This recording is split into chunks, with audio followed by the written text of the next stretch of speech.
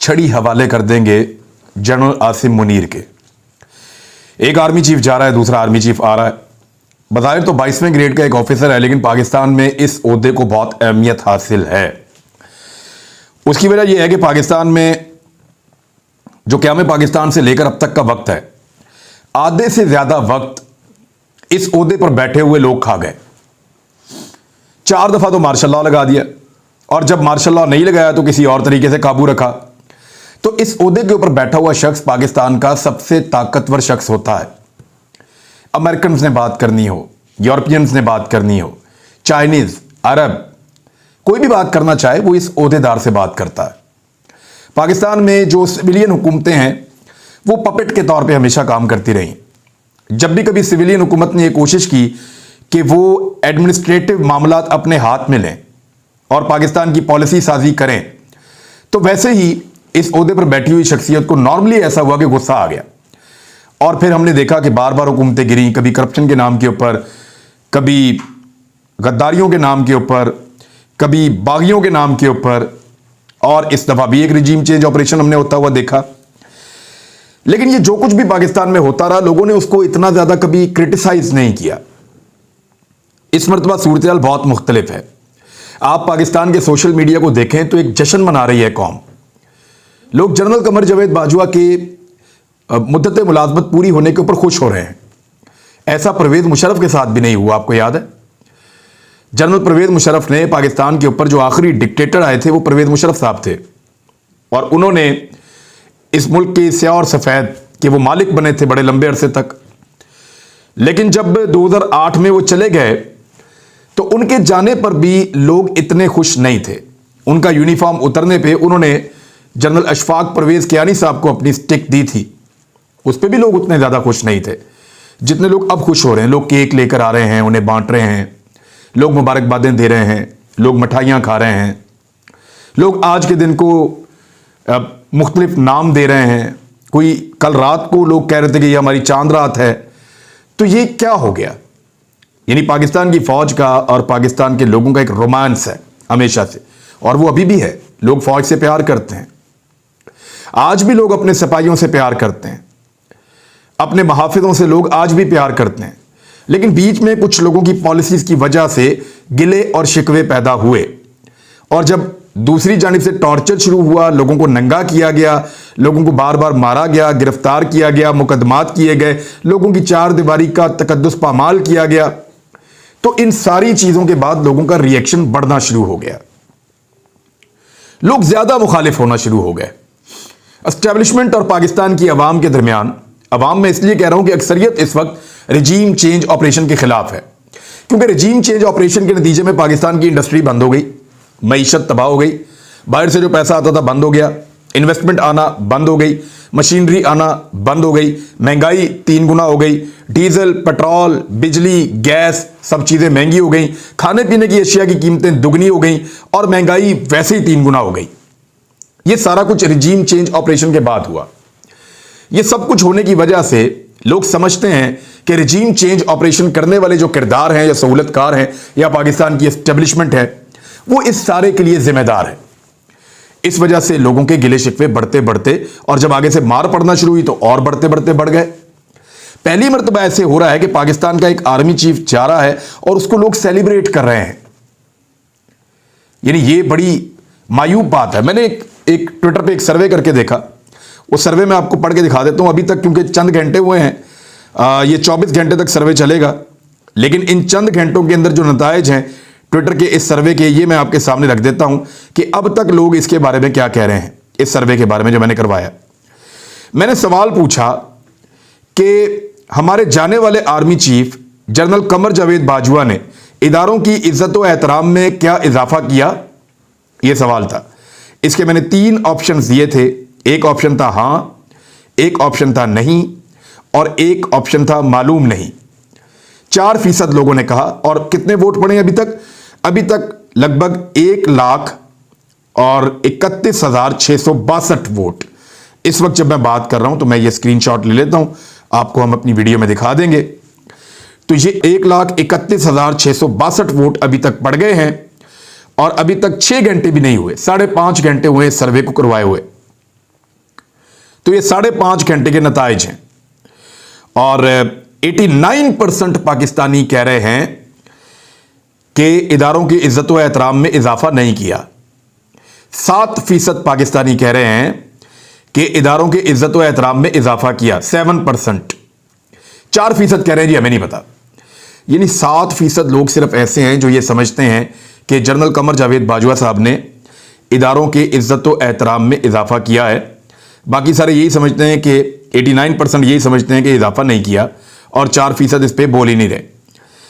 मैं एक जगह पे सेमिनार में खिताब कर रहा था, शायद आपने वो वीडियो देखी होगी। मैंने नौजवानों से ये सवाल पूछा कि जनरल कमर जावेद बाजवा साहब ने अपनी आखिरी तकरीर में ये कहा है कि उनका इदारा अब गैर सियासी है, क्या आप इस बात को मानते हैं? हाथ खड़ा करें। जो ये कहते हैं कि गैर सियासी है वो हाथ खड़ा करें, तो चंद हाथ खड़े हुए। 1000 के करीब वहां पे नौजवान थे। और जब मैंने उनसे कहा कि वो हाथ खड़ा करें कि इदारा आज भी सियासत में किरदार अदा कर रहा है, तो लगभग सारे हॉल ने, 1000 के करीब लोग थे, तकरीबन 90% से ज़्यादा लोगों ने हाथ खड़े करके शोर मचाया। तो इससे मुझे एक बात का अंदाज़ा हुआ कि जनरल कमर जावेद बाजवा साहब ने जो कहा लोग उस पर एतबार नहीं कर रहे। और मुझे यह भी अंदाज़ा रहा कि उनकी पॉलिसी से लोग नाखुश हैं। और यह भी अंदाज़ा रहा कि इदारों और अवाम के बीच में एक दूरी पैदा हुई है जनरल कमर जावेद बाजवा साहब की पॉलिसीज़ की वजह से। अब क्या ये पॉलिसीज़ जारी रहेंगी? क्योंकि जनरल साहब ने भी एक स्टेटमेंट दिया है, वो स्टेटमेंट भी मैं आपको बता देता हूं। जनरल साहब ने कहा अपने स्टेटमेंट में कि प्रोपेगेंडे और तौहीन आमेज तनकीद के बावजूद इदारा गैर सियासी रहने के अज़म पर साबित कदम रहेगा। कमर जावेद बाजवा ने कहा कि फौज मुखालिफ प्रोपेगेंडे और झूठी कहानियां घड़कर मुसल्लह अफवाज के खिलाफ की जाने वाली तनकीद और बेजा तौहीन के बावजूद इदारा गैर सियासी रहने के अज़म पर साबित कदम रहेगा। ये जनरल कमर जावेद बाजवा साहब का स्टेटमेंट है, लेकिन पाकिस्तान के लोगों को इस पर ट्रस्ट नहीं है और लोग जनरल साहब के जाने को सेलिब्रेट कर रहे हैं। अब एक नए जनरल साहब आ रहे हैं, जनरल आसिम मुनीर साहब। नॉर्मली जो पाकिस्तान के आर्मी चीफ तब्दील होते हैं तो बाज़ औक़ात कुछ पॉलिसीज़ तब्दील हो जाती हैं। कमर जावेद बाजवा साहब का जो दौर है वो इंसानी हुकूक की खिलाफ वर्जियों के हवाले से याद रखा जाएगा। इस दौर में सियासतदानों को नंगा किया गया, उन पर तशद्दुद किया गया, दहशतगर्दी के मुकदमात दर्ज किए गए। इस दौर में सहाफ़ियों को गिरफ्तार किया गया, उनके ऊपर तशद्दुद किया गया, उनके ऊपर मुकदमात दर्ज किए गए। इस दौर में बहुत सारे सहाफ़ियों को पाकिस्तान छोड़कर बाहर जाना पड़ा और इस 6 साल दौर के अंदर हमारे एक सहाफ़ी अरशद शरीफ साहब जो है वो बाहर गए और बाहर उनको शहीद कर दिया गया।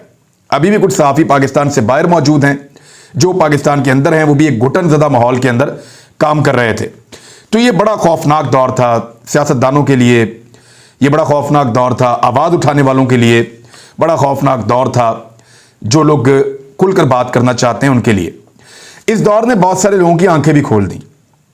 यानी मेरे जैसे लोग, मुझे कहने में कोई मजायका नहीं है, मेरे जैसे लोग जो मुताला पाकिस्तान पढ़ के आए थे, जिन्होंने पाकिस्तान की वो निसाब स्टडी किया था जो पाकिस्तान की इस्टेब्लिशमेंट ने निसाब राइज किया हुआ है पाकिस्तान के तालीमी इदारों के अंदर, जब उसको पढ़ के आए थे तो हमें बड़े बड़े ख्वाब हम देखते थे। हमें लगता था कि सब अच्छा है और हम चीज़ों को किसी और तरह सोचते थे। लेकिन जब प्रैक्टिकली हमने देखा, और जनरल साहब का ये एहसान हमेशा रहेगा इस कौम के ऊपर कि उन्होंने एक्चुअल बताया और जो लोग नहीं समझते थे उनको भी समझाया कि मुताला पाकिस्तान में जो पढ़ाया जाता है वो पाकिस्तान कोई और है। रियल में जो पाकिस्तान है वो एक शिकंजे में फंसा हुआ पाकिस्तान है जिसको 70-75 साल से जकड़ा हुआ है मखसूस तबकात ने और एस्टेब्लिशमेंट ने, और वो पाकिस्तान का दम घोट रहे हैं और पाकिस्तान को कंट्रोल में लिए हुए हैं। तो ये समझाने के लिए इनकी खिदमात को हमेशा याद रखा जाएगा। बहरहाल अब जनरल साहब जा रहे हैं, नए आने वाले जनरल साहब ने फैसला करना है कि क्या वो इसी तरह चलाएंगे मामलात को या मुख्तलिफ तरीके से चलाएंगे। पाकिस्तान खतरात में घिरा हुआ है और इंडिया मौके से फायदे उठाना चाह रहा है। इंडिया ने यहां तक कहा कि वो गिलगित बल्तिस्तान पर और कश्मीर पर हमला करके कब्जा कर लेगा, सिर्फ एक इशारे का मुंतजर है। इंडियन सेलिब्रेट कर रहे हैं क्योंकि वहां पे तालिबान की हुकूमत तो जरूर है अफगानिस्तान में, लेकिन हमने मौका ज़ाया कर दिया है। हमने यहां पे रिजीम चेंज के चक्कर में जो ताल्लुकात और जो चीज़ें ठीक करनी थी वो ख़राब कर ली हैं। टीटीपी ने पाकिस्तान के साथ मुज़ाकरात ख़त्म कर दिए हैं और खुले हमलों की धमकियां दे दी हैं। इस वक्त शदीद जंग जारी है, लकी मरबत से अच्छी खबरें नहीं आ रही। वहां पे तहरीक तालिबान पाकिस्तान जो है वो पाकिस्तान की अफवाज के ऊपर हमला कर रही हैं, पाकिस्तान की अफवाज बहादुरी के साथ जवाब दे रही हैं। दोनों तरफ का नुकसान हो रहा है, लेकिन ये सूरत हाल पाकिस्तान के लिए कोई अच्छी नहीं है।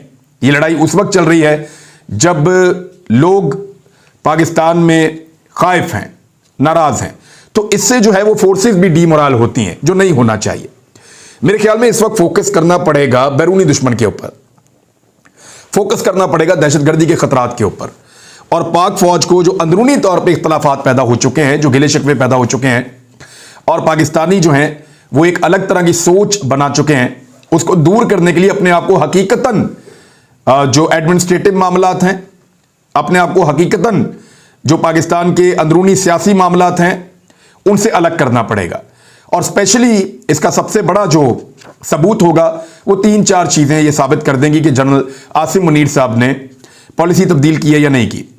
यानी जनरल कमर जावेद बाजवा साहब की टीम के अंदर कुछ लोगों ने बहुत ज्यादा आगे बढ़ के नुकसान पहुंचाया और बहुत सारी ऐसी चीजें की जिसके बाद उनके नाम भी सामने आए।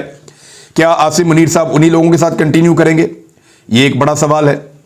करेंगे तो फिर पॉलिसी भी क्या वही होगी, ये एक और बड़ा सवाल है।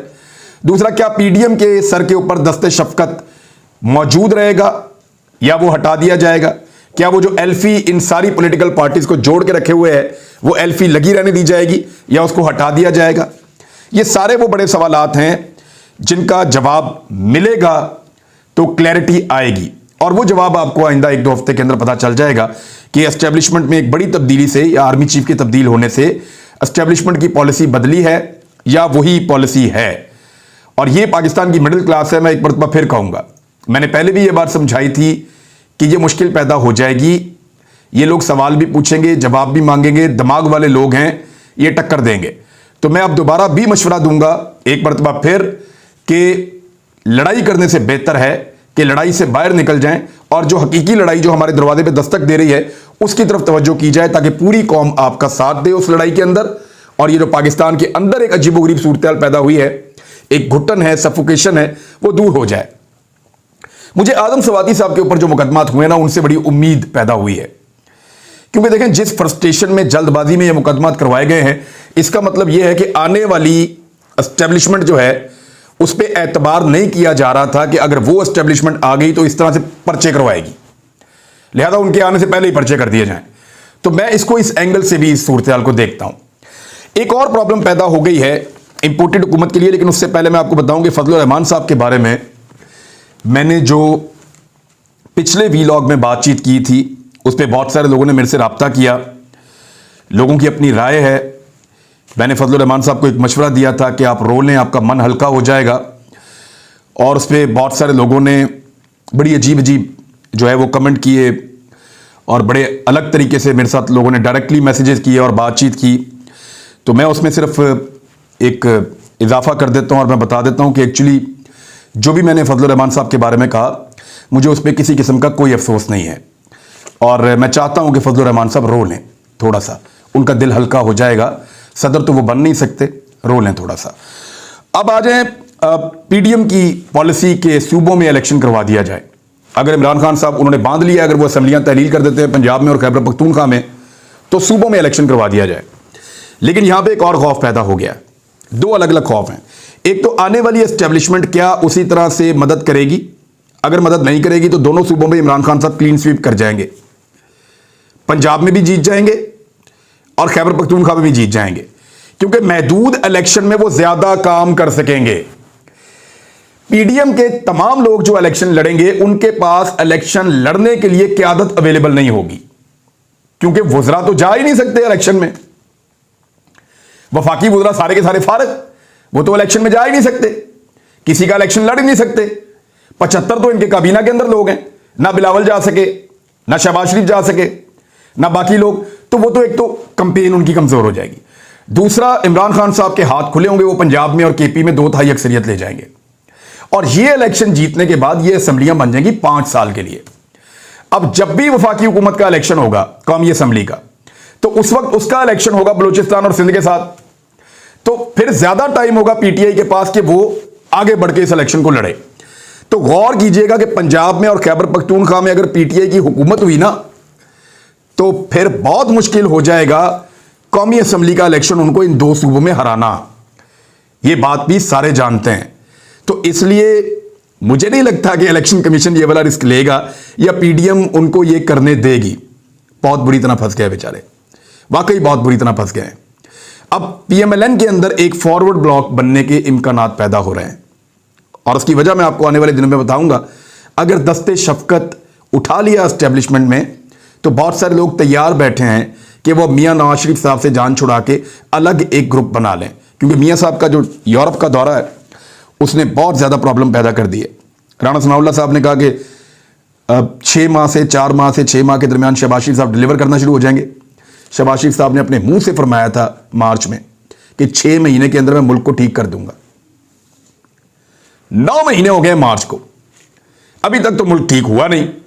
तो अगले 4 से 6 माह में शहबाज शरीफ साहब डिलीवर करेंगे, पता नहीं क्या डिलीवर करेंगे और कहां डिलीवर करेंगे, समझ से बाहर है वैसे कैसे ये करेंगे। बहरहाल मुझे तो मुश्किल ही लगता है। आईएमएफ में भी प्रॉब्लम पैदा हो गई है, स्टॉक मार्केट लगातार नीचे गिर रही है। मिफ्ता इस्माइल का बयान है कि पाकिस्तान का जो डिफॉल्ट होने का खतरा है वो कम नहीं हो रहा, वो बढ़ता चला जा रहा है। इस्लामाबाद की सिक्योरिटी पे इन्होंने 25 करोड़ रुपया लगा दिया है। सारे कंटेनर वहां पे जंग लग गया उनको, पड़े पड़े कंटेनर भी बोर, सिक्योरिटी वाले भी बोर, वहां पे उनको रख के खाने खिला के अब उनको वापस भेज रहे हैं। तो ये तो इनकी सूरत हाल है। बहरहाल अब देखना यह है कि आजम सवाती साहब के इंसाफ के लिए यह निज़ाम कहां तक जाता है। और मेरी आप सबसे गुजारिश है कि लेटर लिखते रहिए, अरशद शरीफ भाई के लिए आवाज़ उठाते रहिए, लेटर्स लिखते रहिए सुप्रीम कोर्ट ऑफ पाकिस्तान को, ताकि हम सुप्रीम कोर्ट ऑफ पाकिस्तान से इंसाफ ले सकें। हमें उम्मीद है कि हमें इंसाफ मिलेगा, नहीं मिलेगा फिर कुछ और करेंगे। अपना ख्याल रखिएगा, अपने इस चैनल का भी। अल्लाह हाफ़िज़।